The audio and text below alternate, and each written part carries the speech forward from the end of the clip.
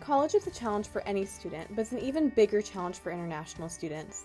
From the miles between family to the lack of diversity at Point Loma Nazarene University, the question must be raised.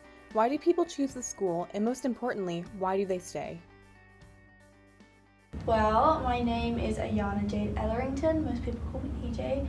I am originally from the UK. I'm studying media communications and I'm a sophomore here at Point Loma. My name is Gimal Sabingo. I am assistant professor of journalism here at PLNU, and I am originally from Angola, but I grew up in Portugal. Hi, so I'm Ali. I'm from Egypt, Cairo, and my major is biochemistry, and I'm also a transfer student, so I'm a sophomore at Point Loma. Well, it seems random to most people, but for me it started a long time ago when I came to California in 2013, I believe. I visited with my family and we got in contact with this incredible church in San Clemente and became really close friends with the pastors of that church. All their kids came to Point Loma, so that's how I first heard about it a long time ago. And coming to San Diego, I was encountering Americans who didn't even know where Portugal was. They thought Portugal was the same country as Spain, which they're not, they're different countries. And so that was really hard to constantly have to translate who I was to people. That can be a really exhausting thing to do. It can lead to a bit of sort of like discomfort where you don't feel like you belong at all times, and you're not able to be fully just relaxed in yourself. My challenges have taken me by surprise because they're not what I was expecting. Freshman year, I didn't miss my family at all. I think I was caught up in the excitement of everything that was going on. This year, however, that's a bit different. I definitely feel them so far away from me. Like so far, maybe the difficulties, like the time difference being 10 hours. Like I text my parents good morning and they text me good night, so I'm not able to like connect with them as much.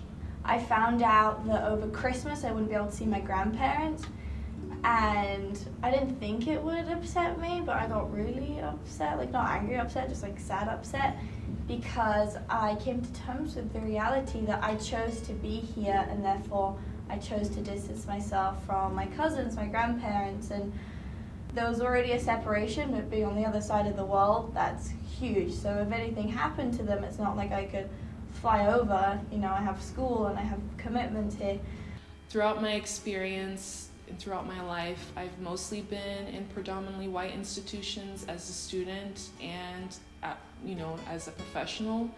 So I've always felt that there's a role that I can play as somebody who can navigate those spaces, not only in helping students of color feel seen and represented, but to also provide students that are in the majority culture, a chance to experience something different, a chance to meet someone different from a different country and to have that exposure. I think that's so important. Many people are very unfamiliar with like where Egypt is or like what language you speak.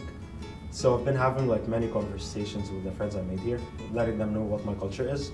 And I feel like when I talk to them about my culture, I also gain more knowledge because like I maybe do my own research to like make sure that I'm saying the right info. So this like connects me to home some way. I think my 4 years as a student here were some of the best experiences that I've ever had were at this school. I grew so much, I learned so much. I left here with best friends for life. I still remember so many of the wonderful lessons professors passed on to me. I grew spiritually in ways that I don't think I ever would have been able to outside of the school. There are moments where I have to be honest, like yesterday I was on the phone to my dad and I was like, oh, this is really difficult. Just handling a lot being so far away and wanting to have connections to my family and my home country, as you could say. And he was like, what, is it time to leave? Are you thinking about transferring? I was like, no, like obviously not. Just because I'm facing challenges and hard times, it doesn't mean I never want to leave this place. It just brought me so much life and so much joy and a lot of laughter and a lot of growth as well. So yes, definitely worth it.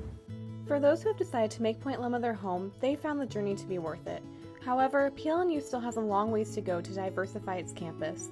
With only 1% of the student body being international students, some are left wondering if Point Loma is making enough of an effort to foster a community of inclusion.